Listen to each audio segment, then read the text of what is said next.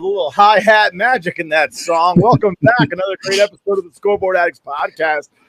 Unfortunately, TJ's out of town, so it's me, Nick, and Anthony the Rook, and it's just the two of us. We can make it if we try. Which is always sad, but at the same time, we make it work. We persevere. We triumph above and beyond the call of duty because that's how we get it done here at the Scoreboard Addicts podcast. Interesting week of sports to talk about. How are you feeling today, my dear friend, Anthony the Rook? I'm good, Nick. How are you? How are you feeling? My lips are chapped. Other than that, I'm doing pretty damn good. Still, man. Is that a beer you're drinking? Is that why? This is iced tea. Oh, I thought it was like a really dark beer. Drinking in Arizona. Oh. New York's very own Arizona iced tea. Nice. The thing is, I'm watching this game. This O'Neal Cruz guy is gigantic for a shortstop. He's 6'7". Insane. Well, you could thank Cal Ripken Jr. for that. Yeah. Because Cal Ripken Jr. was really the first shortstop to ever be over like 6'1". Mm-hmm. Yeah. Shortstops used to be little guys. But then again, baseball players used to be little guys. If you really want to analyze it, Mickey Mantle was like 5'10", 5'11". Roberto Clemente, Yankees obviously playing the Pittsburgh Pirates. Roberto Clemente, personal hero of mine, he's only like 5'10", 5'11" as well. And Aaron Judge actually remarked yesterday about how impressive it was that he swung such a large bat, being as, the size that he was. I mean, he's about my size. I played, I'm not a professional. I played baseball. I swung a 31, so 34 inches long, 31 ounces, which is pretty standard for most people that if you don't have like custom bats made, your bat's arguably going to be about a -3. So -3 meaning however many inches your bat is, the weight will be -3 on the ounces. So if you have a 33-inch bat, you have a 30-ounce bat. But I believe Clemente had swung a 35-ounce bat. Wow, which is pretty heavy. Yeah, it's cool. They all went to the Yankees all went to the Roberto Clemente Museum. They did as a team building exercise. Yeah, which was good, and I was glad that that Garrett Cole was the one that kind of set it up. He used to play in Pittsburgh, so he was. He did. It was him and Tyone. They set it up for them to go. Three Yankees on the team right now that are previously having played for the Pirates. That being Garrett Cole, Clay Holmes, and Tyone, Jamison Tyone, who did not pitch to his ability yesterday, but it seems to be the Severinos covering down today with that. But I'm trying to find where they talk about the weight of that bat. I want to say, he swung like a 35-inch bat or a 35-inch, 33-ounce bat. That's what Judge uses. Oh, wow. Judge uses a 35-inch, 33-inch bat. All right, 33-ounce bat. Clemente swung a 36-inch bat that weighed 38 ounces. Wow. That's a big piece of lumber to be swinging around. Yeah, especially when you talk about the difference in their sizes. If you're saying Clemente's like 5'11" and Judge is like what? Judge is like 6'7", 6'8". Yeah, 6'7", 6'8", something like that. Yeah. Also, this O'Neal Cruz kid though, he's actually named after Paul O'Neal. He is. Which would have been funny to have our guest TJ on to talk about his hatred for. I wish we could get in contact with Paul O'Neal and let him know. I'm wearing my favorite baseball player right now. I got the Bernie Williams on. Yeah, there you go. You know what's funny? We joke about TJ being a guest, but like he hasn't been on like 3 weeks, so like it's coming to fruition the running joke of him being a guest. We're gonna replace him with Coach Westhoff. Yeah, and he won't be here next week too because his cruise is 9 days. Wow. All right. Well then.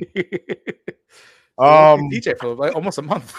Yeah. Since we're already talking about baseball, let's get into baseball. Yeah, I wanted to get into baseball to start with because a lot of potential trades for the New York Yankees. Obviously we have some issues in outfield with obviously Gallo and Hicks not performing to their utmost potential. I think they are performing exactly to their potential. Well, I mean the potential that potential, not what they're actually capable of. There's a difference. There's a potential there. Do you ever exceed or get to that potential? Are we talking about the potential we want them to have, or the potential they always had? Potential we want them to have, or the potential. I always knew they were trash. You did well, Hicks. Yeah, I mean, I'll give you this. Gallo's a decent outfielder. I'm sorry. I'm gonna let you know this right now. Having played baseball my whole life, defense is the easiest part of the game to improve on. Nobody ever lost at bats because they couldn't catch. That's true. There are some people that actually made entire careers over the fact that they couldn't catch, but they could smash. Because I promise you, if you can hit a baseball, they'll find a place for you in the lineup. No, I agree with that. I'm not. Manny Ramirez is living proof of that. I'm trying to give Gallo some sort of. I'm not. I'm not. He plays for the New York Yankees. He doesn't deserve it. He doesn't deserve any reprieve from the hatred that he's receiving on a regular basis, especially with that bullshit interview he did earlier this season where he basically said, I strike out a lot and you guys need to get used to it. You need to go find someplace else to play. That's what you need to do. Yeah. Maybe somewhere in Mexico or Japan. Did you see the stat recently of 32 strikeouts in the month of June for Gallo? And Tony Gwynn had 27 strikeouts in his last 3 seasons. Combined. Yeah. Yeah, I did see that. And somewhere there's some analytics nerd saying that Tony Gwynn wasn't a good baseball player because he didn't hit home runs. Joey Gallo. He just picked him off. Well, they said he picked him off. Who knows if he actually did? They're saying no, he didn't. That kid is long and lanky like a wide receiver. Yeah. Oof. Ooh, that's close. He just did the he's safe. What's this? What's the basketball player? Yes. Takemi Mutombo. Mutombo, yeah. He just did the Mutombo at him. Ooh, that angle made it a lot closer than it was. Yeah. The umpires wanted to punch someone out. Because that's a really bad call. He's really in there. Yeah, I think he was safe. Yeah, I think he's safe too. So back to what we're talking about, the Yankees' potential trade. So one of the rumors going around that people are saying the Yankees should be eyeing Benintendi, former Red Sox, now current Royals. They're saying that, obviously outfield depth is what they really need here. You have Gallo and Hicks not playing that well at the plate. Judges really want carrying the load. Marvin Gonzalez is good, but right now he's kind of a backup. He's serviceable, but he's not an everyday type of guy. Carpenter, I guess Carpenter play the outfield. I guess he could. He's more outfield today. Oh, he's playing outfield today. He's playing right field today. Oh, yes, today. So I mean, even you have Carpenter, but he's once again a guy. Can you trust him every day? Well, only time would tell. But you still want some outfield depth, especially with Gallo and Hicks. So I think Benintendi is a good move for the Yankees. There are obviously other outfielders out there that could potentially be some of the Yankees could go, but I think that's the main name right now that's being linked to the Yankees in a trade. Yeah. So the problem that I'm seeing with that trade potential is that, and he has decided to leave safe. The problem I have is they're talking top 10 prospects for Benintendi. And guess what? I'd rather run out Andujar or Florial every day rather than give up a top 10 pick for a guy who's going to be a free agent at the end of the year. And honestly, he's nothing really crazy to write home about. TJ commenting from the grave. Number 1, fuck Paul O'Neill. Number 2, I was on the beer special, so settle down. I'm the straw that stirs the drink. You sons of bitches. Right, easy there, Reggie.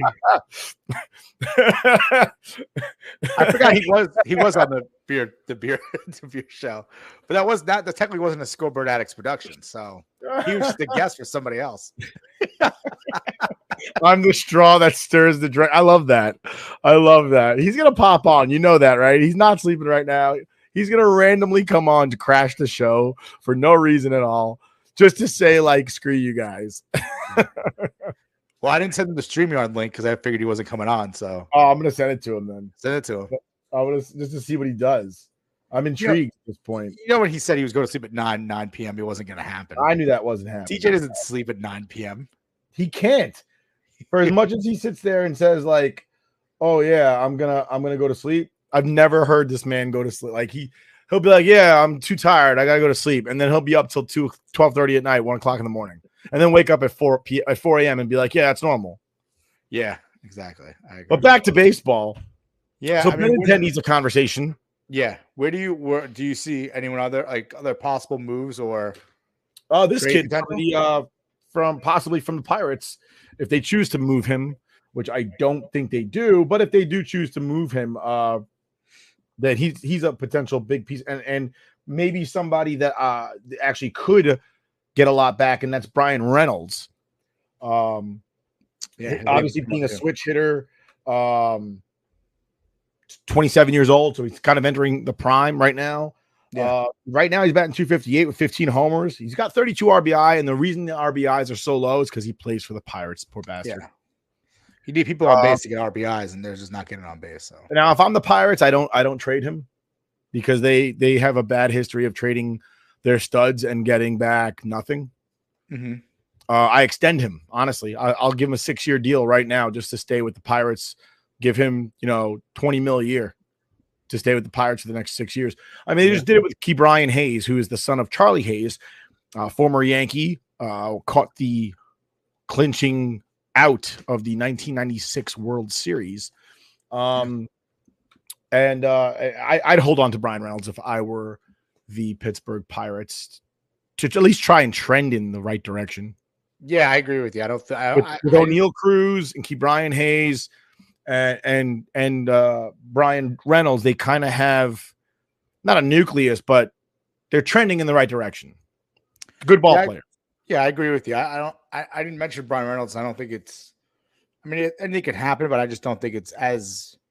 Like I said, I agree with you. I think the Pittsburgh Pirates probably should stick around with him, as opposed to giving him up, for something, whatever the Yankees could possibly, whatever they could get from the Yankees. But I also agree with you too when you're saying that instead of going out there and try to give up top 10 prospects, maybe try to bring up people who we have in the system. I mean, Andahar comes up and he does hit well. I mean, obviously people are like his defense is shaky, but he's hitting. Like, why do we have to see Joey Gallo strike out 30 times a month when there's a guy who could actually hit in our own system where you don't have to make a trade and lose, assets and value from these players that may have potential to play even better for someone who may be a rental or may not sign long term. So right now, another trade partner that could potentially materialize would be the Detroit Tigers. Now, quite frankly, I don't know who exactly you would go and trade for on their team, but I guess maybe you're looking at somebody like Grossman. No, not even Grossman. He's awful this season. He's batting as good as Gallo is. The O's would be one, but that's if they want to trade in division, which I don't know if they would. But Anthony Santander, I don't think it makes a difference if the O's trade to the Yankees, the Red Sox. They are going to suck no matter who they trade it to. Well, Anthony Santander is the other one that's on the Santander, whatever. Santander. He's not a bank. He's a person. Whatever it is. But I have names. Come on. Yeah, I honestly don't know who. I mean, I did see that. Hey, you might want to look at the Tigers, but I honestly don't know who would be a good trade. Maybe some bullpen help over there from the Tigers. Or do they swing big and they get Juan Soto from the Nationals?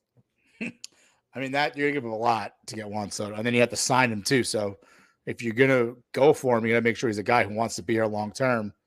And then, like, the question is, you're really gonna pay Juan Soto instead of paying your big, a center fielder right now who is MVP candidate.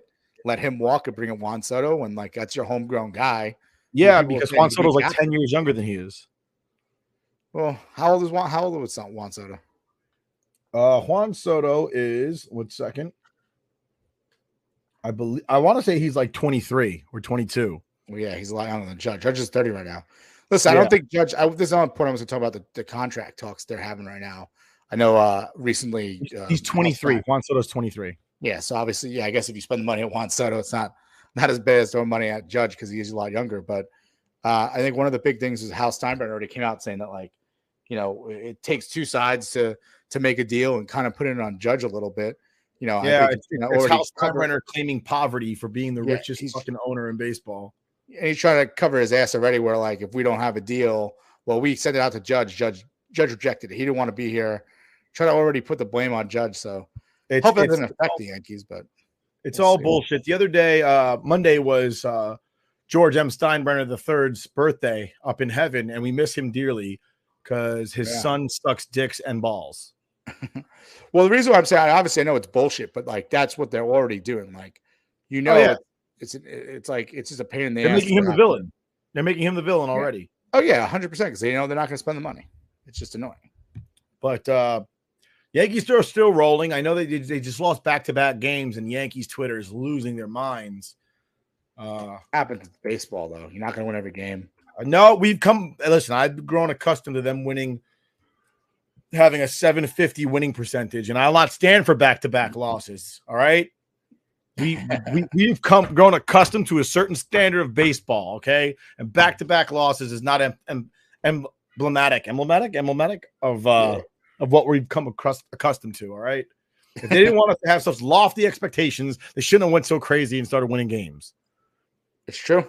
I guess you're right. You could blame the Yankees for winning too much and put it in our heads that they'll never lose a game. That's a fact. Talking about the rest of the league, right now, Yankees are in first place ahead of the Red Sox, 13 games, followed by Tampa Bay and Toronto. Boston rebounded pretty well considering how bad they were doing early on in the season. Mm-hmm. I can't tell if Boston rebounded very well or if I'll say they rebounded very well. At one point, they were 10 games under 500, and now they definitely rebounded. Now they're 11 above. So good for them.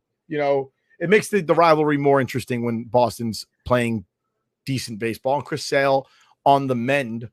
Minnesota in first place. I counted them to win the Central. When the season started, they're in first place by 4.5, up on the Guardians, who the Yankees beat in a doubleheader on Saturday.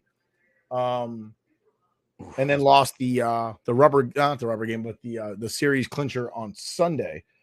Yeah. The White Sox suck, which I always knew they did. I mean, their leader is Tim Anderson. How good could they possibly have been? Well, the leader is actually Toto La Russa, who's like almost 80. Is he though? Well, he's not really because they can't control Tim Anderson. He can't control his bowel movements. What do you mean? It's almost 80. That's mean. That is mean. It's funny. It's so old. It's mean. And then Houston is in a commanding lead in first place in the West, which is not really all that impressive considering the West sucks. Like, I'm sorry. AL West is the worst thing in the world other than like the NL East or the NFC East. They suck too. But damn, I'll be damned if there's only one team above 500 in the AL West. Who's that? The Astros. That's it. Jesus. I thought you were going to say there was one. I thought you meant one other than like the Astros. No, that's it. That's it. Everybody else is under 500. Oh my God. Everybody else is under 500, and it's pretty despicable and disgusting. It's just free wins out there. That's why they've been so good for the last couple of years. Yeah, with these free wins, basically. Is that a home run? That is a home run. That is gone. Josh Donaldson getting on the board. Look at that. Hasn't been a while since he's home run. He's been on the woman. I would just go back to the other trade targets you were talking about. The Reds, Tommy Pham. That's the Reds. Yep, that's true. And also, who's the pitcher that the Reds have? Castro? Castillo. He's another one. Too. Yeah. So Castillo is also a possibility, though I doubt it. We're so good with our starting pitching depth, especially considering guys like JP Sears are stepping up big time. JP Sears had a hell of a season so far. And then you also have Domingo Germán on the mend, possibly coming back this season. Yeah. So I don't think the Yankees really need to get somebody like Castillo to bring back. No, I don't think so. I agree with you there. The Mets are in first place, but that lead is dwindled. At one point, I believe the Mets were up by 14 games. Yeah, they had a big lead. The Yankees had a lead over the AL. They were over the NL West. I'll never forget it. Back in May, Mets fans were like, "It's our year. We're the best team. We're first to 20 wins. First to 20 wins." Well, guess what? Well, the Braves got hot games. They're 2.5 games up on the Braves right now. And the Braves got hot because they played a lot of. I think the Braves had a tougher schedule compared to the Mets early on, and then the Braves got a hold of. They got a hold of all those weak teams the Mets are playing, and they won. They went on a streak, kind of like the Yankees went on. The Yankees had like they won 10 or 11 straight. Something like that. The same time the Yankees were winning like 10, 11 straight. Oh my God, Joey Gallo just hit a home run. Holy shit. What is going on? so right now the Mets are on they actually just tied the game up. Good for them against the Reds. Scherzer came back yesterday, got 11 Ks.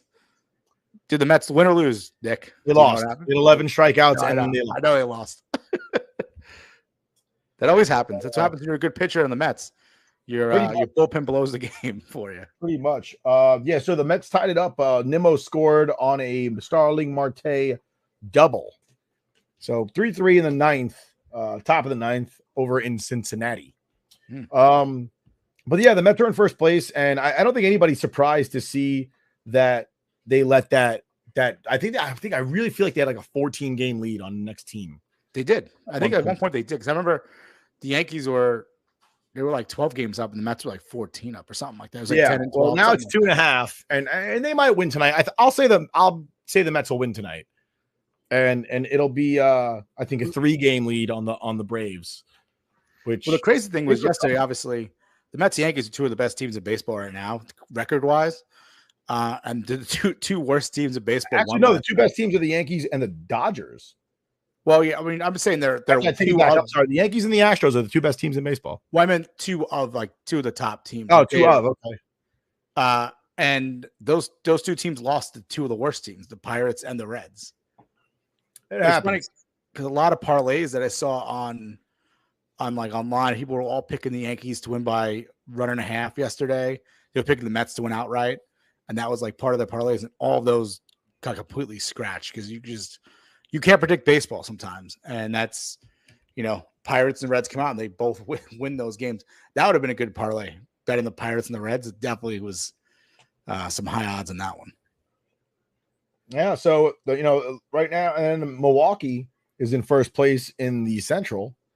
And then, of course, the Dodgers are in first place in the West. Yeah. I think I'm a little bit more surprised by San Francisco. 1 game over 500 right now. Well, I mean, they were surprised last year because it was, who would have thought they would even win the West? They win the West? Yeah, they won the West, right? Yep. Yeah, I mean, they were surprised last year. No one expected that to happen. To have them replicate that would be, it was tough, So, and they lost a lot of key parts. Buster Posey, Chris Bryant. I think I'm more impressed by San Diego being in it as far as they are without their shortstop, Fernando Tatis Jr., injured in a motorcycle accident. Schmuck. One of my captains decided to get a motorcycle license recently, and he's a little older. And I was kind of, if you're listening to this, heed my words, sir. Okay. I told him, I was like, there's 2 types of riders: those who've been down and those who's going down. I've been down. All right. It hurts. Yeah. Okay. If you have a family or like something to lose that involves your body, I don't recommend riding motorcycles. Just saying. Like if you have a family, right? Not a good look. Or if you need your body to make millions of dollars, don't ride motorcycles. No. Matter of fact, don't drive cars. Get in like Ubers and stuff like that. You got money, you could do it.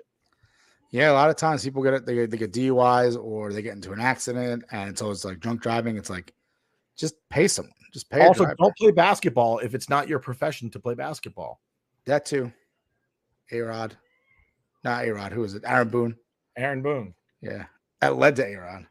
But watching baseball, I was watching something today, right? And it was worst fans. And I also watched a clip on YouTube of basically like best ball girls or something like that. It was like girls in baseball or something like that.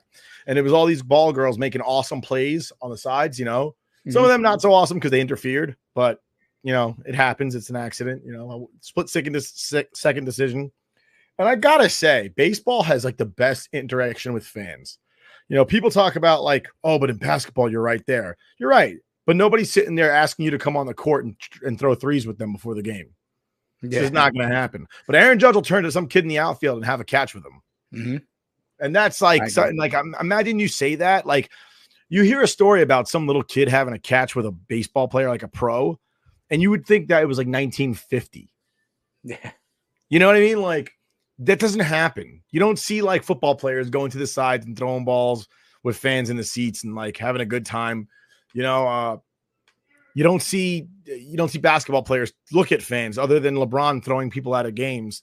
Like and in hockey, hockey, we wish we could get close with the players. Obviously, there's glass between us and the players, but they do their best interaction possible. You know, they throw their gloves over the glass, they throw their sticks over the glass at the end of games. They throw pucks over. They throw a lot of pucks over, and that's cool and all. But baseball, man, before that net was there, that like you could Donnie Baseball stealing popcorn out of that kid's popcorn. Like how great was that? You know, it was amazing. And interaction with fans and baseball. I think, what's this kid's name? Carlos Gomez obviously played for the Colorado Rockies at the peak of his fame, and the Milwaukee Brewers toward the end. And I'm sorry, not Carlos Gomez. Who's the other Carlos that played there? Gonzalez. I'm sorry. I meant Carlos Gonzalez. Yeah, played for the Rockies, but Carlos Gomez did play for the Brewers. Carlos Gonzalez did not. But Carlos Gomez played for the Brewers, and he met this like girl that was like she's a little girl, and that was her favorite player for some reason. I don't know why. He wasn't a very good baseball player, but that was her favorite player. And he meets her and says hello, and she starts crying hysterically. I guess she traveled from out of state to see him play. Yeah. And she shows up and and she starts crying. So the next day she comes back again and he goes, "Oh, you want to throw out the first pitch?" Oh, wow. Like, where else does that happen? Nah, you're right. It doesn't happen anywhere else. There isn't even a ceremony like that in other sports. Like in a football game, they're not saying, "Hey, do you want to flip the coin?" Yeah. You know, like baseball is just special when it comes to stuff like that. But that's my rant about how awesome fan interaction is with baseball, and the way the stadiums are set up. I watch a lot of videos of TJ says Gallo's first RBI since June 17th. LMAO, but analytics, he's great, and that's true. That home run probably gave him like an OPS of like 790 or some bullshit number that they created. And they're going to use that to justify his being the greatest fucking baseball player ever, despite averaging like 2.5 strikeouts per game. Yeah, I mean, it's analytics for you. But, yeah, I mean, what did we talk about this last week? We were talking about the little girl who she went to the Mariners game to see Jesse Winker play. Right. And he got into the fight. He got ejected. And the next day she cried, and then she met Jesse Winker. But then she had done it like 2 years earlier to see Joey Votto, who's her other favorite baseball player. And then he got kicked out of that game as well. And then she cried about it. And then she met Joey Votto. So crying in the stands. Do I get to meet Bernie Williams if I cry? I was going to say, crying in the stands because your favorite player gets ejected equals you get to meet your favorite player. So I guess so. Shit. But moving on from the MLB, we're going to move on to a little NFL news. We talked about this last week. Baker Mayfield finally has a landing spot. On the move. Traded to the Panthers for a 5th-round pick, which is crazy. It's conditional, too. So it means I think it might even get lower or maybe higher, I guess, depending on – I didn't see what the actual deal was or the condition, but it could become worse than a 5th-round pick, which is crazy to think. Baker Mayfield, their 1st-round pick for the Browns, number 1 pick overall, wasn't he? Yes, he was. Number 1 pick overall, and he got traded for a 5th-rounder. The number 1 overall pick and the number 2 overall pick are on the same team. And do you know what and Sam Darnold's obviously. Sorry, no, wait, number 3. The 1 and the 3, excuse me. Oh, yeah, because Saquon Barkley was number 2. So Darnold is obviously now the backup there. Is he? Who knows? He might be let go.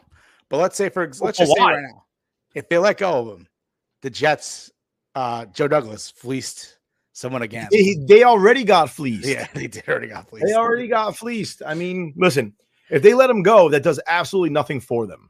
Unless his cap hit is that bad that honestly, you have to keep him. You can't crown this guy to be your starter. I know. You can't crown Baker Mayfield to be your starter, especially after he got injured last year. Yeah. Okay, you just can't do it. I don't think you can do that. Yeah. Here's the thing. So they gave up a 2nd and a 4th round pick for Sam Darnold, and that went to the Jets. So Yeah. it's a pretty good move by Joe Douglas. Once again, got rid of the unhappy, draft pick. He wasn't panning out in New York. Give him a shot. Send him to Carolina. Get a 2nd and 4th round pick, and now they have Baker Mayfield to compete against him. You think they're gonna start Darnold over Baker? No, I just think that you need to keep him in order. You can't get rid of him. Say again. You can't get rid of him. You get a 2nd and a 4th round pick for him. So what are you gonna do with him? You can't actually traded for a 6th, a 2nd, and a 4th. Was that? Darnold was actually traded for a 2021 6th round pick and a 2nd and 4th in 2022. So they actually got 3 picks. We had 3 picks from him. Yeah, so that's even But no, I don't think you can. I don't think you can outright get rid of Darnold, just release him, unless his cap hit is so bad that you just physically cannot afford him. Yeah. Because ultimately, I don't feel comfortable just having Baker show up on day one and you're the starter. We don't know you. We haven't seen you play. We don't know what your personality is like other than what we see in State Farm commercials or whatever he's in. For all we know, everybody in that locker room hates this guy. Shit, for all I know, everybody hates Darnold. I don't know. But I don't think it's healthy for your team for this guy to get traded to you for a 5th round pick and he's the starter on day one. No, probably not, but it'd be good for Robbie Anderson. I think he's going to want to get out of Carolina now. Robbie Anderson's not that fucking good. If Robbie Anderson could learn how to do anything other than run in a straight line, he might be dangerous. All right. I'm so tired of hearing about Robbie Anderson.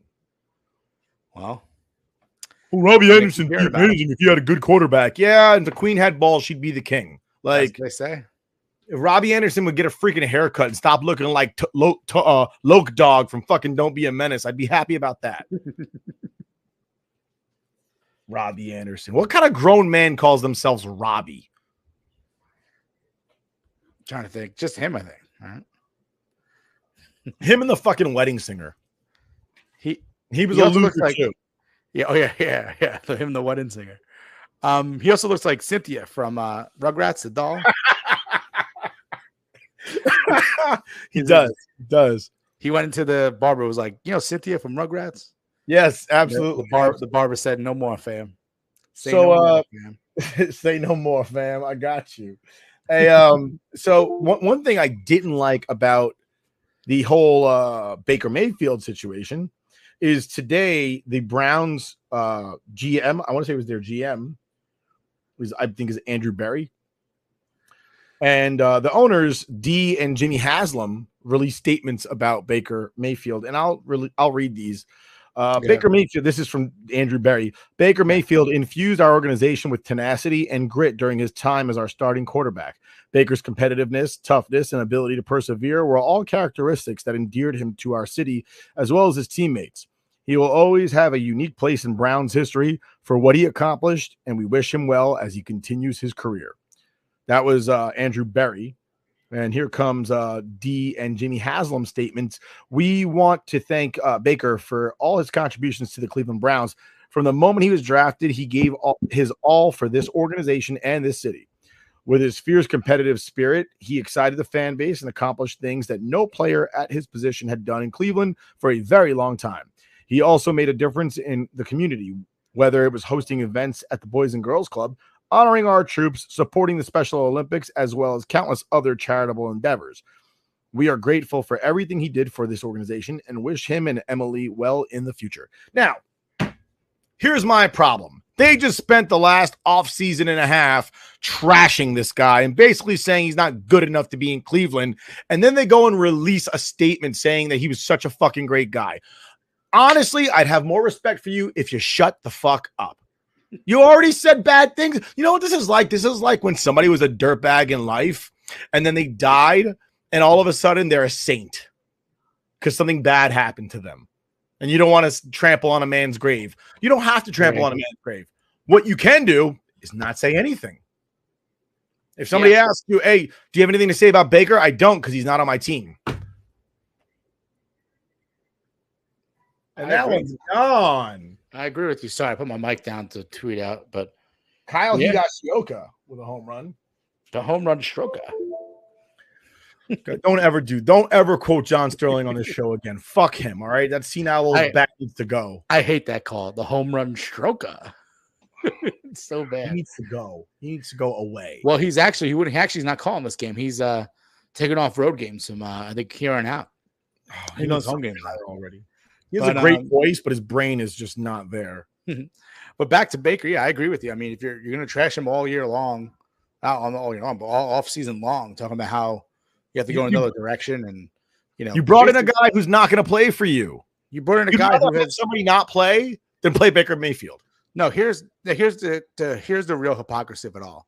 They spent the entire offseason bad-mouthing Baker Mayfield as if he's a bad guy, and they brought in the guy who has 24 civil complaints against him for sexual assault, and then who was also possibly was charged with sexual assault, but eventually did not get charged with it. But you talk about bad character flaws.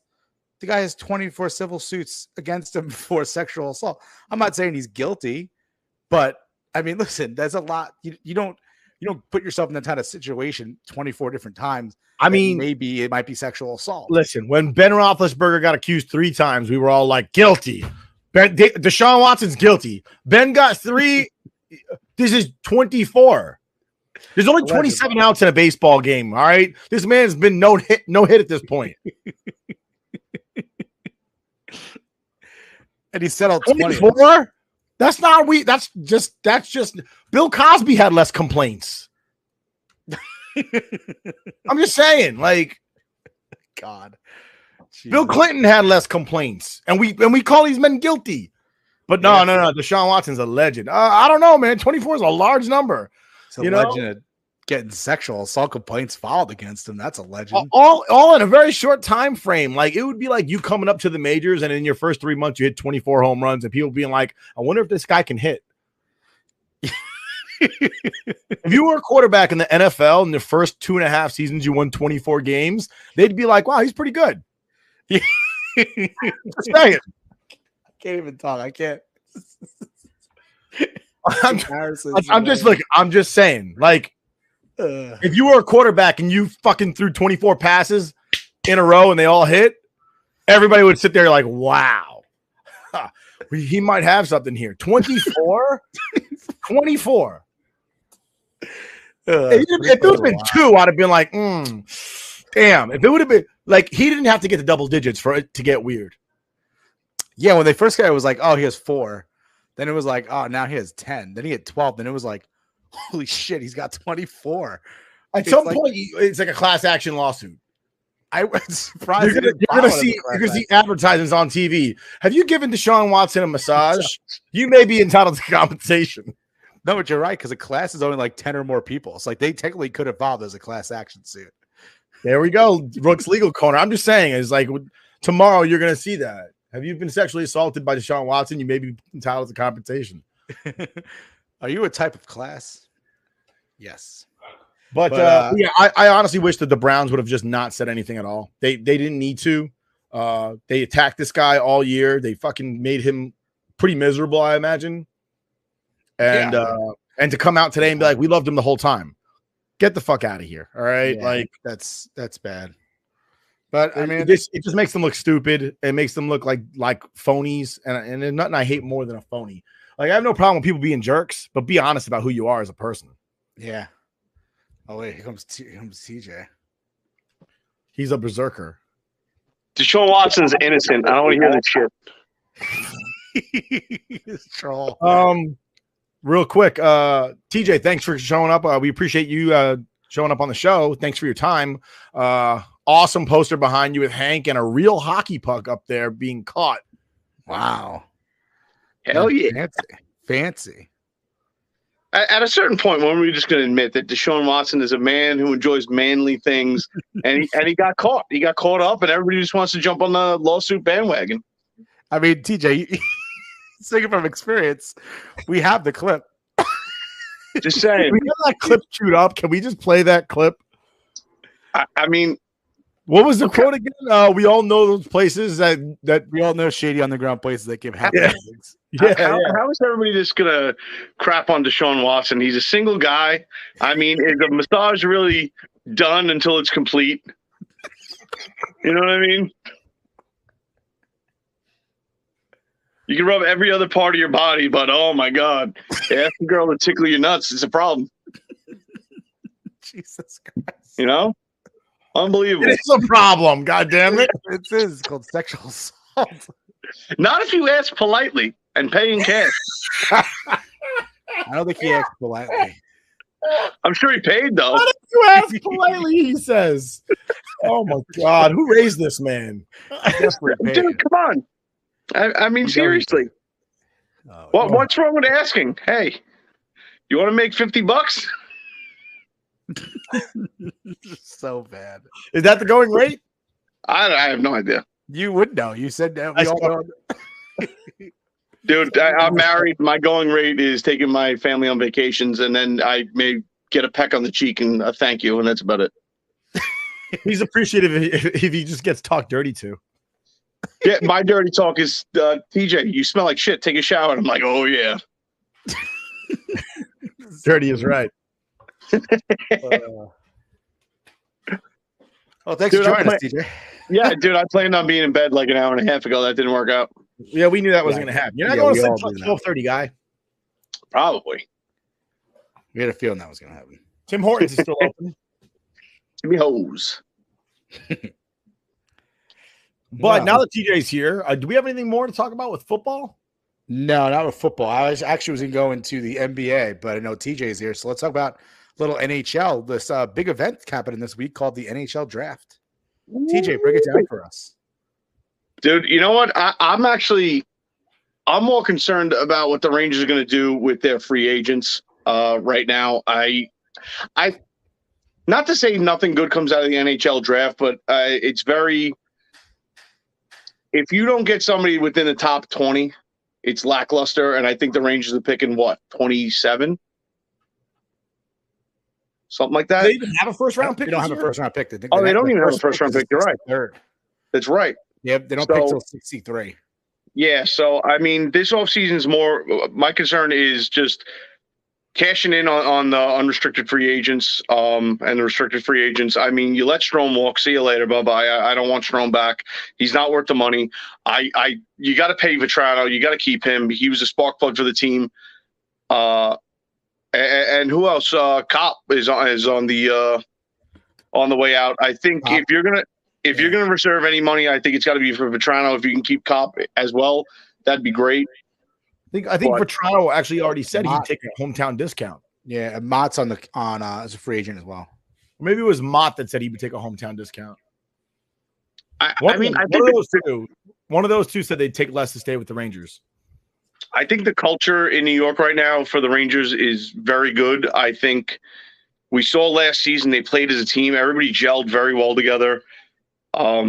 It was, listen, they got as far as they did because of the way they played. They played as a cohesive unit. And I think everybody in that locker room is very happy. I think everybody loves Gerard Gallant. I think he's the type of coach that you want to show up every day and play hard for. So I think the Rangers have built a culture of, bringing players that want to play there again and want to play there for that team, not just because they want to play in Madison Square Garden, get the big time paycheck, get to be in New York City, get the spotlight. So I think, like I said, Vetrano is a must keep in my book. And then if there's any room left over, maybe Kopp or Mott. But I just don't see how they don't keep Vetrano. Again, I really want to see them bring Othman up next season, especially early. I know how it is with the NHL contracts and bringing players up early. And, obviously they get paid and they take a cap hit depending on how long they play, kind of like a baseball situation. But I think Othman, the way he's been scoring down the minors, you can't overlook that. That's the type of offense that we need. You saw what the Avalanche did. The Avalanche absolutely decimated teams by scoring 7 fucking goals a night. And that's the type of offensive prowess you need to have. So if Ottman's going to come up and give even a little glimpse of what he showed us in the minors, you can't that goes a mile and a half. You know what I mean? That goes so far. Especially he's a young kid. You got to let him learn the NHL way. The ice is a lot smaller when you got guys that can skate just as fast as you and get in your face a lot better. And nobody out there is really a traffic cone. Nobody out there is a scrub. So you got to learn the game. Let him learn the hard way. You know what I mean? Bring him up. He was MVP of his league, right? What was he in the CHL, the OHL? Was he the OHL or AHL? I think he was in the OHL, but I'm pretty sure he's MVP of the league. Dude, he had a phenomenal year. He set the scoring record. He was playing with the Flint Firebirds. Yeah. Did they end up winning the championship? I think so. I'm pretty sure they did. He was MVP. He was either MVP of the league or he was MVP of the league championship. Yeah. DJ, one of the rumors around NHL right now is Evgeny Malkin may be coming to Broadway. Would you like that sign or would you hate it? No, absolutely not. He's old. He's past his prime. You saw what happened when you get in his head with the Rangers. You saw the bad penalties he takes. He gets down on himself. If he can't get that crisp pass and get a goal early, he's just a douche. I mean, he doesn't play the right way. He's a self-centered idiot. I don't want that on this team. I don't want anybody coming to Broadway thinking that, you know, they're the guy. They're the everybody needs to look towards. You know, even like Chris Kreider and Panarin, they don't act like that. It's you know, next guy up, score a goal. Who gives a shit who it comes from? Just generate scoring opportunities, and hopefully Igor stands on his head every night like he does about 95% of the time. So who would you like to see the 2C position? What'd you say? Center. Who would you want to see the second center position? 2C. You want to put Hedl up there? I mean, I don't know if Hedel's a 2C guy, but I think he can be. I think he came on strong at the end of the year. I think he definitely has the potential to be that. I mean, again, another young kid. Would I play with that? Yeah, absolutely. I'd throw him in the mix without a doubt. But I mean, if you're going to bring Hedl up to the second line, why not bring Ottman in to play in the third line? Yeah, that'd be a solid. You know, Ottman's a winger, right? I know. So who you move over? Bear in mind the Rangers just extended Julian and Gauthier. Yeah, I don't know about that, man. I didn't like that. That guy is 1 year extension for what? That guy is like getting a rub and tug, and then right before she's done, she just like, I got a splinter, I gotta go. I didn't get that. I didn't get I go to the net so hard and miss so many times in my life. I didn't get that move at all. I really don't understand it. Maybe they see something that we don't. Maybe they see more in the tank than he showed the fans. But I don't get extending him and wasting money like that this early when you really don't know how you're completing your lines and what moves you're making. I didn't like them re-signing what's-his-face that didn't want to play for us all of 10 minutes ago. Kravtsov. I mean, that was a joke. The only reason I think that could be a potential good move is if we just locked him up and then trade him away for something, which I'd be fine with because I'm sorry. Another guy that it's that Russian, Eastern European, it's all about me or fuck you. That's not the type of team the Rangers have built over the last season. And you saw the team that they built over the last season, how far they got with the players they got, with the young talent that they have. You don't need that kind of detriment in the locker room. You don't need that type of essentially cancer in the locker room because all it's going to do is just frustrate other players, and it's just going to give everybody else, a bad head going into games. Yeah, definitely, I agree with that. So one of the things that we've been hearing, talking about trades, we've been hearing Pierre-Luc Dubois, and of course our friend Brad Miller, continuously coming up in conversations, and the name talked about going back would be Kakko for somebody like Pierre-Luc Dubois and or Miller. See, you have to burn all those Kakko Tuesday shirts. Fuck, dude. Dubois is a great player. He really is, and not that Kakko isn't. I think he's got to show a little more, but those bright spots of just pure talent that he shows, when he takes the puck, takes charge, and, buries it. It's just, he could be so much better. And I think he could be better than Dubois. So it's one of those things where do you really want to give up on Kako this early?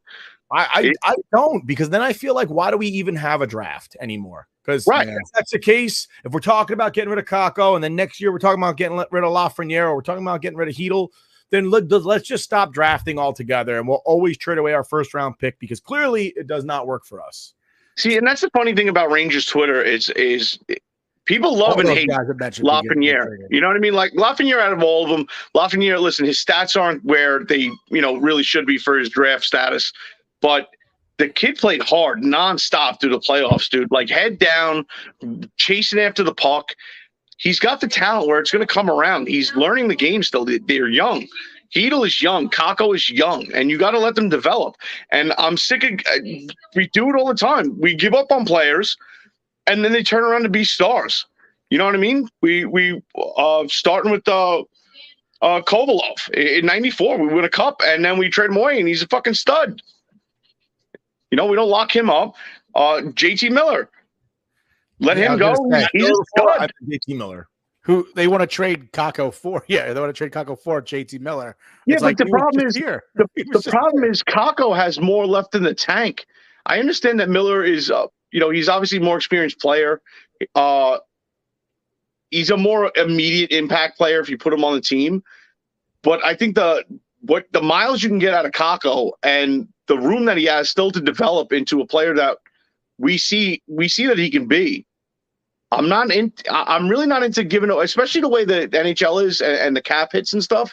I'm not into getting rid of smaller contracts for bigger contracts, especially when the smaller contracts are kids that have the potential to be one of those big contracts, in the future. And then you get put on a decision. But let them develop, dude. I mean, Gallant, it was his first friggin' year. He did excellent.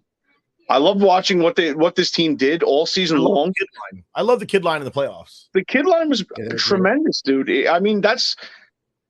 That just showed you what can happen when those kids get stable minutes, build some chemistry with each other, right, and get comfortable. Because I don't feel like Hedel and Kako prior to this season felt any comfort whatsoever. I felt like they were on the hot seat the minute they got drafted. Oh, 100%. Yeah. 100%, dude. I mean, and we're having these conversations about these guys, but you're going to tell me that you think the Devils are talking about getting rid of Jack Hughes? And what has Jack Hughes done so far? And then they're all 22 and younger.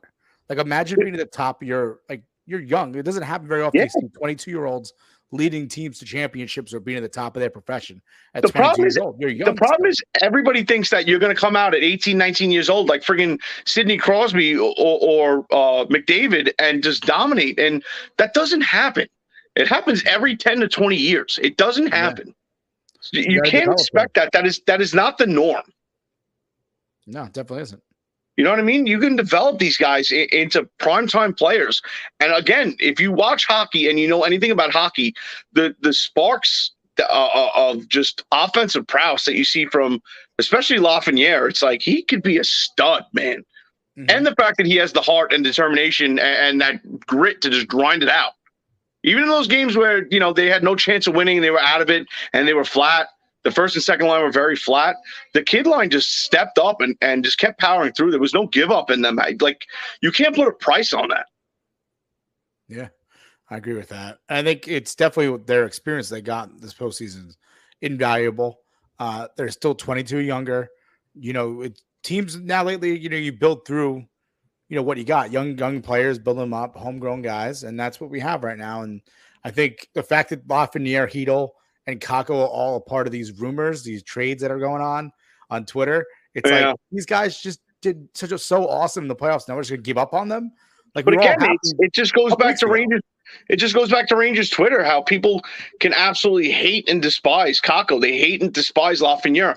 People friggin' hate Trouba. Trouba was a beast all season long and through the playoffs. And they will sit there and be like, "Oh, we don't need this goon on the team." Like, what do you guys watch? You don't know hockey, clearly. That guy is a physical presence on the ice. He just dominates and decimates. And you want somebody throwing those big booming checks. Mm-hmm. I don't him on that wall. You need him on that wall. Dude, yeah. You definitely do. But again, like you said, Rook, you hit the nail on the head. The experience they got out of the playoffs this year, Jack Hughes is going to have to go his whole career to get that many playoff games. I hope. But yeah, I mean, other than that, NHL draft, the Rangers not a first round pick. They don't pick till 63. So I don't have too much buzz around NHL draft unless there's gonna be trades being made. I don't know if the Rangers are gonna be involved in any of that. I don't know how many trades happen on NHL draft night, but it's not like the NFL. You know, with a lot of players. It's not the same. It's not like that. It's not gonna be. It's like baseball because of minor league hockey, minor league baseball. Yeah, you're not going to see anything sexy because you may not see that guy for 2 or 3 years. Yeah, of course. Just like again, they're also drafting 18-year-olds. Yeah, and in some cases, 17-year-olds. Mm-hmm. I'm thinking about how long Kako's been on the team already. He's only 20. He's 22, 21. Yeah, right, dude. It's you. At least this year, you give him this year to figure out what they got going on. Like I don't even know what's going on with my hair. Jesus. Mine too. Look at mine. Mine's all fucking all over the place. At least you have hair, though. I can only do one thing with my hair. It's not really working out. The fuck is that? I look like Ace Ventura when he got the Sequenchuocha. Yeah, White Devil. Yeah, it looks like your hands, your hair's going like it's the rock. Dude, I'm an absolute mess. I literally, I was scraping together, packing my bags and shit last minute today. It was bad because me and my man Dave Baggs decided to go golfing early this morning. Oh, there you go. So, dude, speaking of golf, we didn't do this last week, so let's do it now. Piper Golf promo code. We're not picking, but we're just giving a little plug here for promo code Score 10 for 10% off your entire purchase. And I just realized I didn't do any breaks throughout this entire episode, so this is gonna be a pain in the ass. I have to go in post and add in ads. But here we go. We'll add one in here after this. So Piper Golf promo code Score 10 for 10% off your entire purchase. Go to piper.golf and check them out. All right. So, TJ, are you sticking around, or are you gonna head out? Do you not want to do a PGA picks? I didn't. I figured you weren't going to be here, so I didn't even go into researching it because I know Nick's not going to do it. So, fair enough. I mean, hey, listen, it's going to be a good event. Scottish Open, DP Tour, whatever, European Tour. Give me Shane Lowry. That's my pick. Shane Lowry. Yeah. I'm Sam Burns and what's his name? Will Zalatoris. Both of them, I think one's plus 2,200, one's plus 2,400. Give me two of them and then back it up with a unit on Justin Thomas. Not going off very high. I think plus 1,200. Just because, I mean, I can see him being in the mix. But I think Will Zalatoris is just like chomping at the bit, man. Yeah. And I think this might be his weekend. Oh, maybe it is. But we have the Open coming up a couple weeks from now, so we'll definitely do picks for that. Last week's we didn't do picks for. I mean, last week's event wasn't really too big of an event. I mean, no real big names. The guy who won it was Potson. Is that what it was? Poston. I'm not good with last names. You know me. But TJ, you're gonna stick around, and you're gonna leave because I could either do NBA, which I know you love, or we could do the quick hitters, and you could go over some quick storylines, and then we'll move on. What's quick hitters? There's a new segment. New segment, quick hitters. I always called quick pitch last week, quick pitch, but quick pitch didn't really make sense. Not really pitching anything, nor is it about baseball. So I'm doing quick hitters. We did it last week. We did it 2 weeks ago too. Or I don't know if you were here for that. Yeah, who knows, dude? I come and go as I please. Apparently, so basically, what I do is I give a quick new like a storyline in the sports world, and then you guys give like a quick little take on it. All right, let's do that. All right. So number one here, we're doing quick hitters. I should probably put up a little banner here. Let me get this thing up. Let's see. Quick hitters. So this is like quick roundup. Kind of like a around the horn type of thing, but not around the horn. So Pac-Man Jones. You guys know Pac-Man Jones, right? He doesn't want to be called Pac-Man Jones anymore. I know. What's his Adam Jones. Adam Jones. So Adam Jones, formerly known as Pac-Man Jones. Shot somebody else at a strip club? No, that's actually a positive news. So you guys remember Chris Henry, the wide receiver for the Bengals who died? I'm familiar with his work. Yeah. So he, Adam Jones, adopted both of Chris Henry's sons, and is recently actually taken Chris Henry Jr. around to see colleges who he plays as well. So Oh, that's tremendous. Yeah, he's mentoring them, raising them as his own, basically, adopted them. And then Chris Jr. is actually getting a chance to play college ball. So That's he's looking tremendous. around. That's awesome. Good for you, Absolutely. Adam Jones. Pac-Man Jones wouldn't have done that, but Adam Jones did. Good for you, Adam. It's a good thing he rebranded because this is a good time for the rebrand to happen. Go from Pac-Man to Adam Jones and do something nice for, two kids who obviously lost their father very young. That was years ago, right? He was 26. 2009. 2000. Wow. So it was 13 years ago. Holy shit. That's good. I remember when that story came out. That was like a sad story. That was domestic violence, wasn't it, too? I think his wife or his girlfriend was chasing him. And in order to escape it, he jumped into the truck. Yeah. And then he fell out of the truck. The bed of the truck. So on the same subject, did you see what's his name that passed away in the NFL last year? They said that he had stage 2 CTE. Yeah, Demaryius Thomas. Yeah. They said, they had it's insane, man. Absolutely insane. And it's one of those things where it doesn't seem like, obviously you can't dig into somebody's brain until after they're, obviously posthumously, but I think it's a bigger problem than they're accepting even at this point. I mean, listen, we know the NFL tried to bury it. They tried to bury it big time. They tried to discredit all these doctors that were saying you can't take blunt head force trauma over and over and over again for 10 years and think you're going to come out okay. Yeah. Honestly, though, talking about CTE, I do feel like the dramatic position of Luther Shark LeVay in Any Given Sunday, where he tells him, like, if you take one more hit to the head, you're going to die. And he's like, for $1 million, I'll shake like a coconut on a tree. I'm fairly confident a good chunk of the NFL is like that. It just, I'm not saying they're not. At the end, when it's all miserable and there's no more lights and there's no more cameras and there's no more girls throwing their panties at them, then they're like, I can't believe I got all those concussions. Because they don't remember all the awesome times that they had while they were playing, snorting coke and banging strippers. I'm not going to say that that's not true, because obviously it is the case. I think that's the case.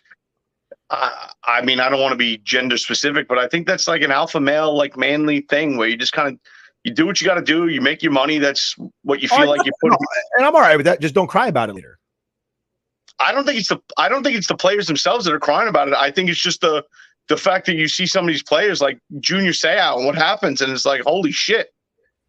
Like, no, I don't disagree that it's tragic. I completely agree. I'm just saying is, if you didn't know that cracking your head against another grown man's skull at 30 miles an hour was a bad look, I mean, I don't know what to tell you. I played football in high school. I hit my head on another player's head. I was like, that shit hurt. I don't know if I want to do that again. Yeah. Like this is ruining the quick hitters because sorry, boy. It's not quick. It's gotta be quick, guys. All right, next one. Padres City Connect uniform, yay or nay? No. It looks like Miami. It looks like Miami, and it also, I don't really like the color combo. Like the one sleeve is green and the other screen's like pink.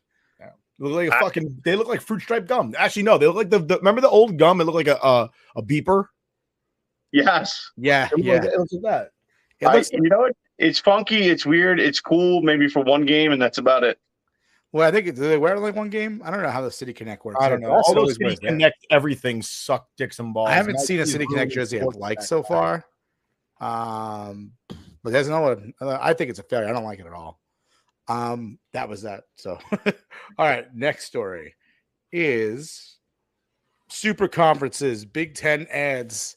Nick might like this one. And USC and UCLA.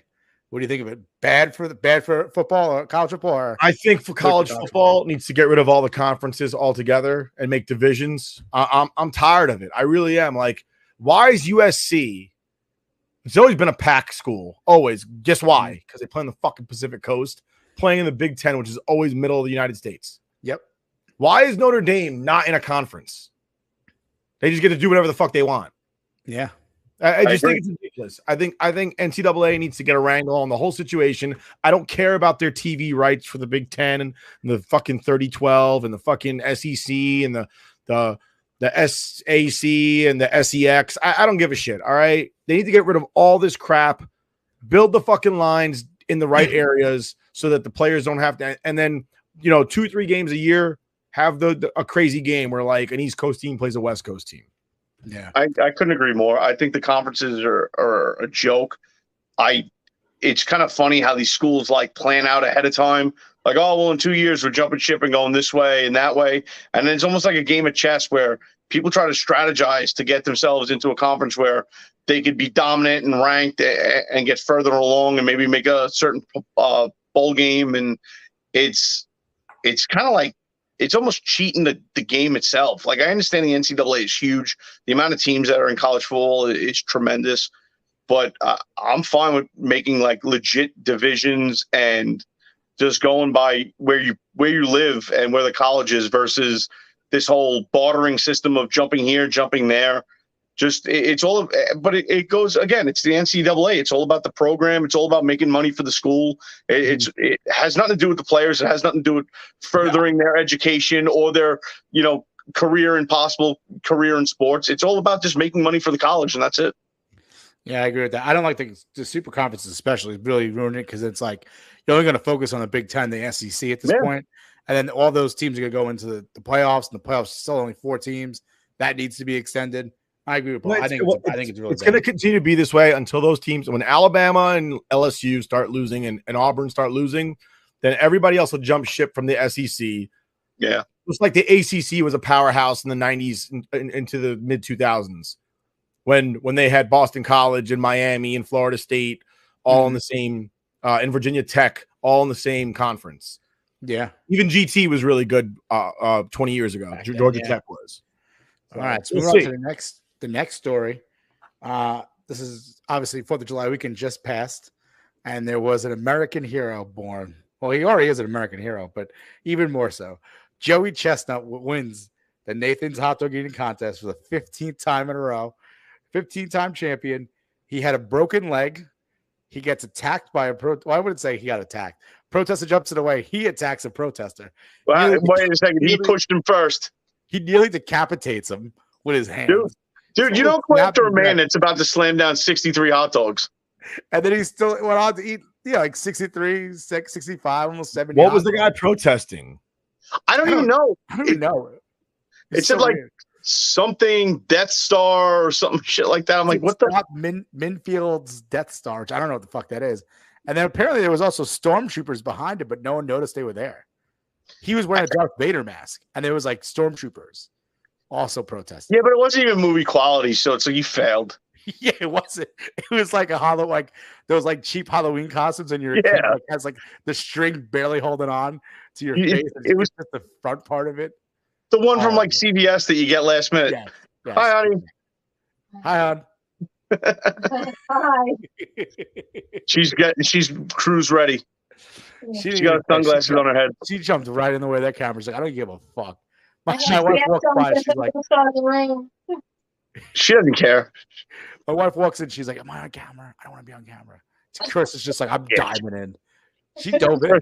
Carissa, she doesn't give a shit. I know. It was funny. She knows she's in charge. That's the problem. Yeah. Hey, babe, how about a massage? You want $50? Nick, what do you think about Joey Chestnut and his attack? I figure out what the fuck Smithfield Death Star is. Midfields. No, it's Smithfield. Oh, it's Smithfield? Isn't the pork company? Is that Smithfield? That is a meat processing plant, but it's the same thing. Smithfield Foods, an American food company that produces pork. Yeah. And this food company is also based in Smithfield, Virginia. Guys protesting hot dogs. He was protesting, eating hot dogs. I mean, well, that's the event, definitely. If you're going to protest hot dogs, that's definitely the place to do it. Or if you're going to protest eating animals, that's an event to do it. But here we I'm glad we are pro eating meat. 100% pro eating meat, eating as many hot dogs as you can.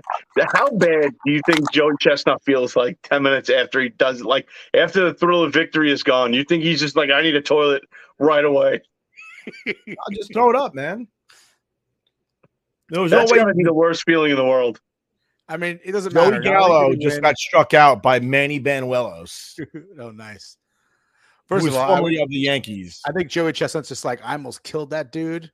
And then I won a hot dog eating contest with a broken leg. Dude, that's like reaching into a friggin' going into a wolf's den and trying to take a dead rabbit away from the alpha wolf. Yeah. It's like you just stepped in front of the man that will eat your leg to get to the hot dogs. He doesn't give a shit, dude. He was winning either way. It's just like, and the best part is when you look down that line, because there's like 10 competitors or whatever there is, and it's always funny to see like there's like Joey Chestnut racking up 60, 70 hot dogs, and Kobayashi in the past is knocking them down. And then like you go further down the line, after like third place, it's like, all right, 21, 22. It's shit, I could do that. Yeah. I'll probably throw up everywhere, but I mean, it's Coney Island. It just fits. That's true. So that's all the stories I have for the quick hitters segment. We are going to jump onto the NBA real quick to talk about it. You stick around, TJ? I'm out. I got to try to get some sleep. All right. We're going to be on for 45 minutes. Easy. I don't have the drink package or the internet package this time on this cruise. This is way out of reach. But what? Yeah, dude. So the drink package, if you guys don't know, I did is a cruise drink package worth it? TJ hates the NBA. That's a fact. That's what is the cruise drink package worth it? We did a video. You can find it on our YouTube channel. But this time, 9-day cruise for me and my wife, it was going to come out to over $1,500. Wow. So not saying that's not doable. It's doable for me. It'd be hard for my wife. $750 worth of drinks. Especially since you're in Bermuda all day one day, you're in St. Martin all day one day, you're in Puerto Rico all day one day. I'll be at Barachina getting me some Barachina, that's where it is. Dude, get me some pina coladas. So it's like, all right, we'll be off the boat a lot of those days that we're on it. And we found out because we're Diamond members on Royal Caribbean, we get 4 free drinks each a day. So I was like, all right. Oh, nice. So what we need you to do, if you're going to go to Barachina, you need to do a review of the place that invented pina coladas. I'm in. Do it. Are there any international breweries too? Any breweries around those? If there is a brewery, I will find one and I will drink at it, and I will let you boys know. Get yourself a medalla. That's like their Coors Light. What is it? Medalla. Okay. Medalla. It looks like medalla. Okay. Yeah, dude. Listen, you don't got to challenge me to good times. I'm in. We're trying to hit in St. Martin. Trying to hit places to go to in San Juan. I want to take my son to when we're in St. Martin, Maho Beach, where the planes literally land right over your head, and that's if you stand up against the fence, you can actually get sent flying. It's actually awesome. Are you going to St. Thomas? No, St. Thomas this time. I was going to say, because you can go to the place that invented banana daiquiris. Oh shit. Banana Republic. But Banana Republic. No, I will definitely be going to Barachina. I will definitely be doing, if I could find a little hometown brewery in any of the islands, I will do it. If not, I'll just be drinking ferociously, and I'm sure I can come up with some retarded content. Yeah, look for like a homemade like liquor that they keep under the sink. Dude, the last time I was in St. Martin, some dude was selling frozen, like ice cold coconuts out of like an ice cream like cart. And I'm like, oh, can we get 2 of those? Me and my buddy Steve walked over to the bar that they have right on the beach. We're like, yo, can you fill these up with some rum? Of course. We were slamming those down all day. Nice. That's awesome. Dude, slamming those down all day. Nice. And then we just started to jump off a dock. And we didn't know if we were allowed to or not, because it's like, all right, this is a dock here. Let's jump off of it. And then some random hammer chick comes flying down the beach and jumps with us. She's like, oh my God, high five. We're like, we don't know you. Stranger danger. So I watched this Joey Chestnut thing. That guy jumped. It wasn't before the event. He was mid hot dog when he took that guy out. Yeah. He's lucky he didn't get the business. I would have stomped his ass out. He kind of pushed the MC out of the way and knocked the MC over. Then he gave Joey Chestnut a shove to get on TV, and Joey Chestnut absolutely racked his neck. That guy's going to go need to see a chiropractor for the next couple of years. Whoever that was, he looked really skinny. He might have been adolescent. Dude, he's lucky Joey Chestnut didn't go all hot dog. I would have stomped his ass out. I would have went straight up Triple H on that German dude that attacked Stone Cold. Dude, he has a broken leg. How could he even do it? He couldn't even stand. I would have used my cast. What do you think would have happened if he would have he almost costed him the mustard belt. It's true. Dude, that's Joey Chestnut's livelihood.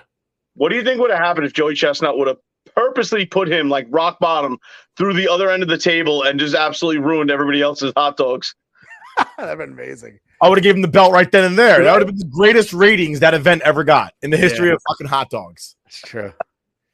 All right, we got to move on to the next topics. TJ, Jets, always a pleasure. I will see you in a week and a half. enjoy your cruise, buddy. Thank you, boys. Later. Later. So So Manny Banuelos really got fat. who did? Manny Banuelos, Oh yeah, he does look. Yeah, you're right. chunky monkey. So we're going to move on to the Brooklyn Nets and talk about the disasters they are, and just be happy that the New York Knicks are not much of a disaster as they are, because Katie and Kyrie both want to be out, but they want to play together. So now they have to, in order to trade one, because Katie wants out, you have to trade him with Kyrie, and then you need a package big enough to cut like To offset the balance of money. yes, that and because you want picks in return to build your team back up. I don't know what's going to happen with that, but fuck the NBA. I don't want to talk about the NBA because I wanted to do this for a long time. TJ's not here. We could finally do it. Nick, you saw Top Gun, right? I did.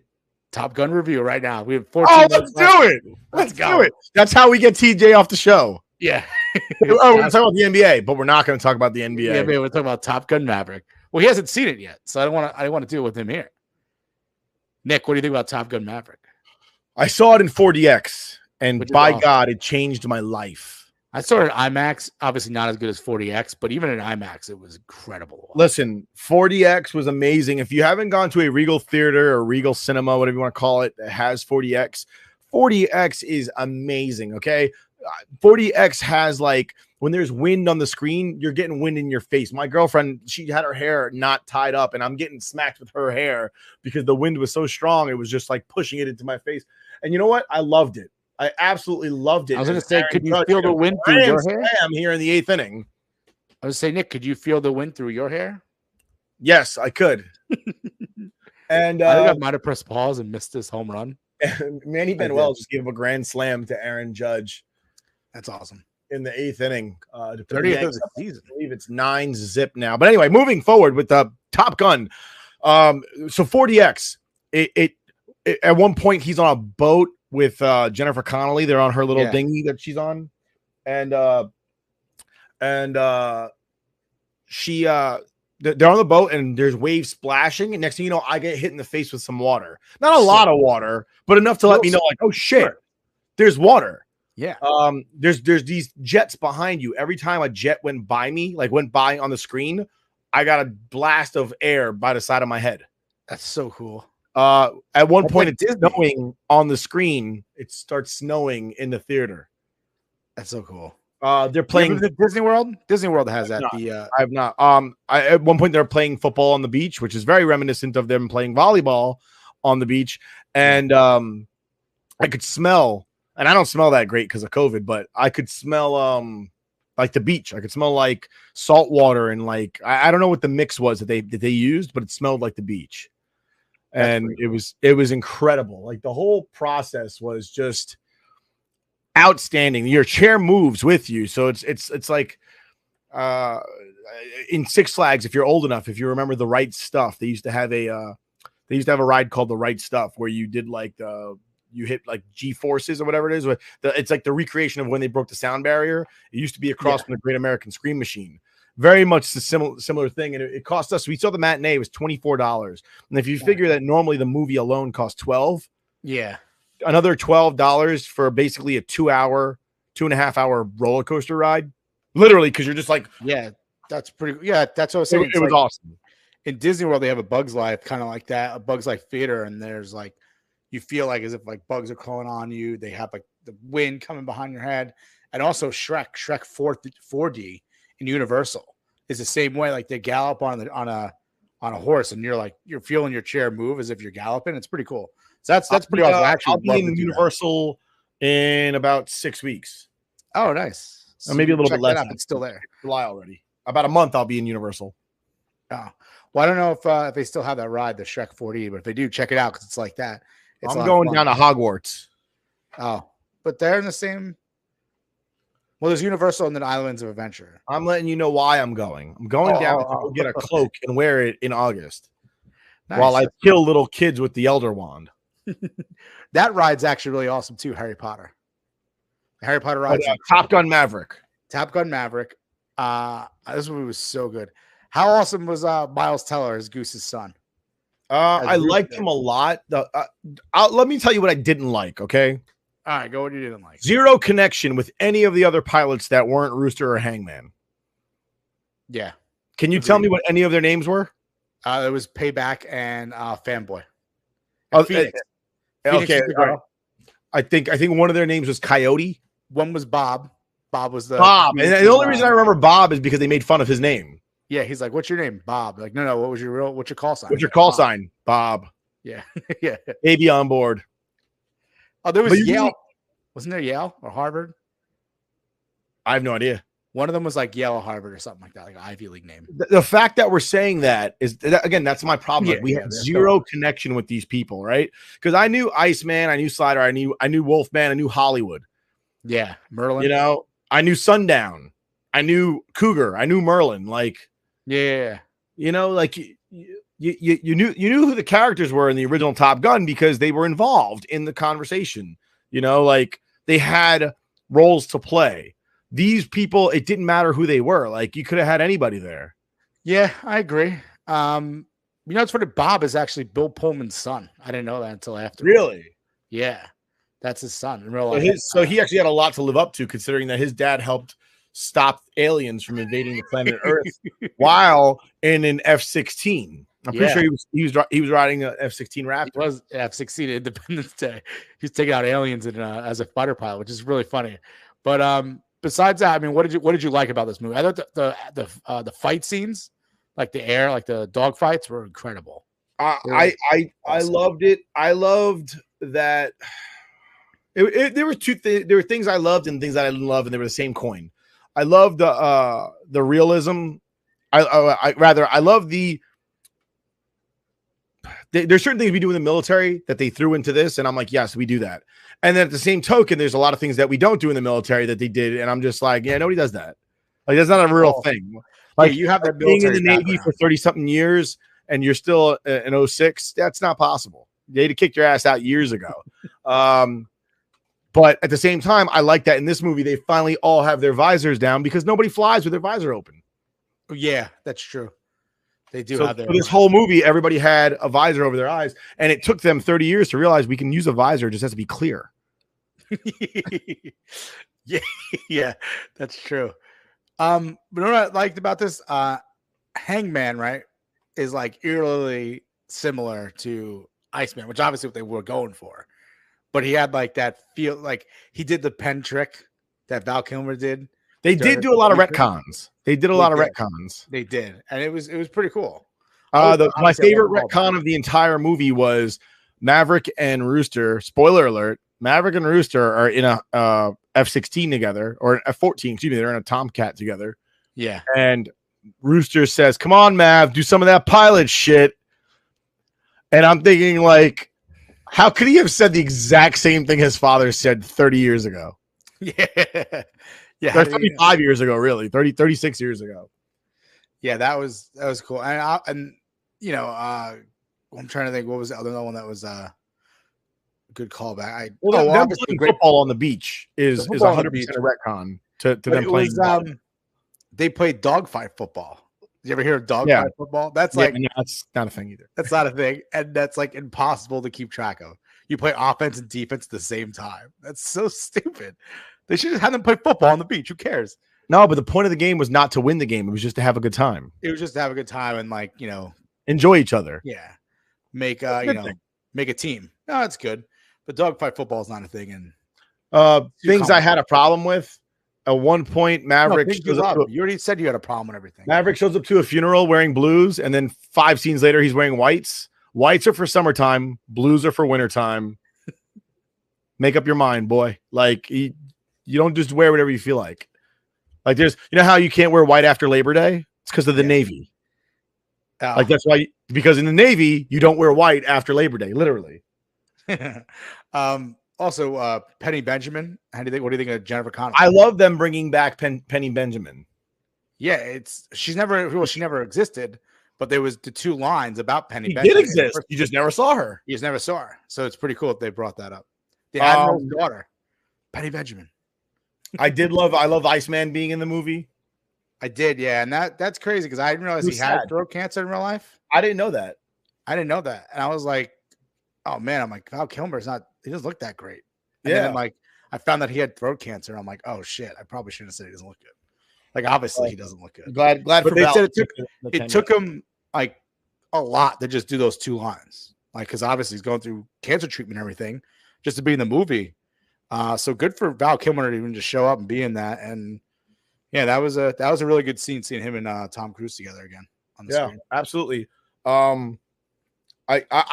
You said that Hangman reminded you of Iceman. I think he reminded me of Maverick. Just Think kind so? of because verbose, good, but very knowledgeable that he is good. Like, yeah, he is. Yeah, you know, maybe not as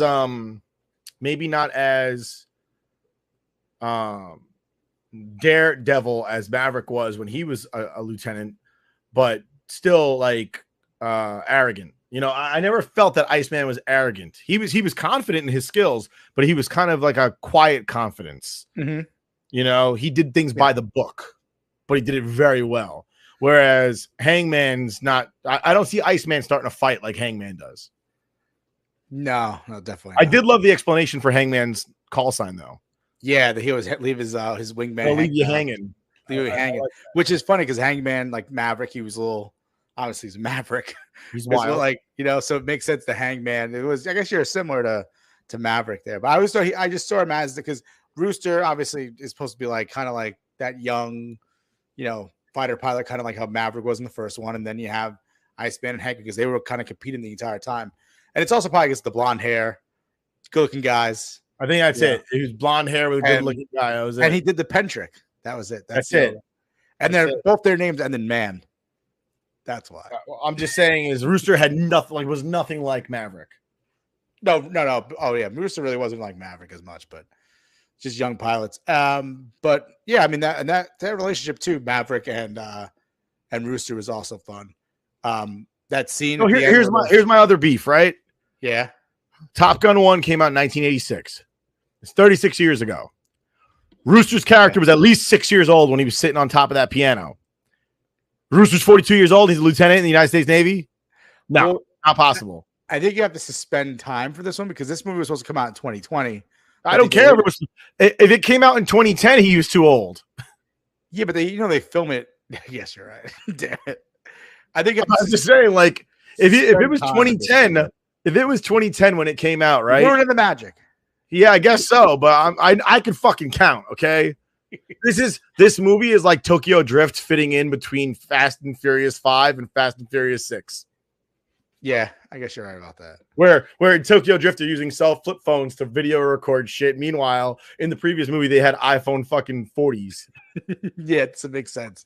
The timeline portion of it. But listen, just enjoy it. Just sit back, enjoy it. Don't think about the timeline. It's a great movie, and like the relationship between obviously Maverick and Rooster is a good point in this movie. Also, my boy John Hamm was in this. And I think it was pretty good. John Hamm did a great job. I don't know his call why. sign? Cyclone. Yeah. I don't know why they had Ed Harris be in that movie. Yeah, he was in it for like a second. He was in, and he's 150 years old. Yeah, he's old. How is he the same rank as fucking John Hamm, and he's like 2,000 years old? No, I don't think he was. Wasn't he an admiral? And John Hamm's not an admiral. He's a corporal. Yes, he was. John Hamm was a 3-star admiral. Oh, was he? Yes, he was. I thought he was a 3-star admiral, which at his age, he probably would be a 3-star admiral. Yeah, that makes sense. I mean, Tom Cruise wouldn't be in the Navy because he's 60 and that's mandatory retirement age. But Ed Harris is like 55,000 years old. He was old 20 years ago.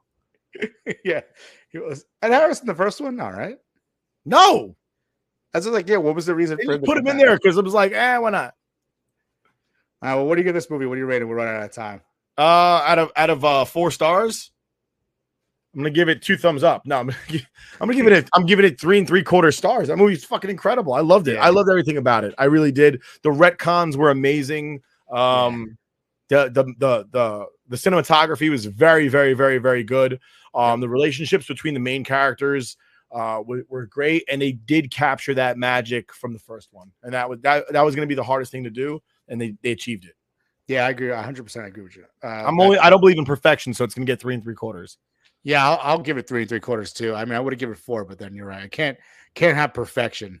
Can't give it a perfection, but it was definitely up there, and it was it's just an enjoyable movie. And like like you said, they capture that magic again from the original, and that's what you could hope for when you see a sequel. 30 years later, 36 years later, whatever it may be. But yeah, it was great, fantastic watch. So I'm like Johnny Depp in Once Upon a Time in Mexico, where he's like, I restore balance. This is the best puerco porbil I've ever had in my life. So now I'm going to go back into the kitchen. I'm going to kill the chef because I have to maintain balance. yeah, And that's why this movie doesn't get 4 stars. Then he leaves the table, gets up, and kills the chef. And you're like, what the fuck? Yeah, that's a good movie too. All right, Nick, take us on home. All right. Well, thank you for joining us here at the Scoreboard Addicts podcast. I love the fact that Rook snuck in this Maverick review. We'll catch you again next week. Next week, TJ will not be with us. He'll be on his cruise, cruising it up. But Rook and I will be back here with you. And I think we're going to have our Wrestling Addicts guys next week as well. Maybe. Yeah. It gets me off today. Ooh, okay. Yeah, one of them was claiming Filipino status, I think. And he is not Filipino. They're supposed to be on next. We're supposed to go back to back. But yeah. Catch us again next week. Same bat time, same bat channel.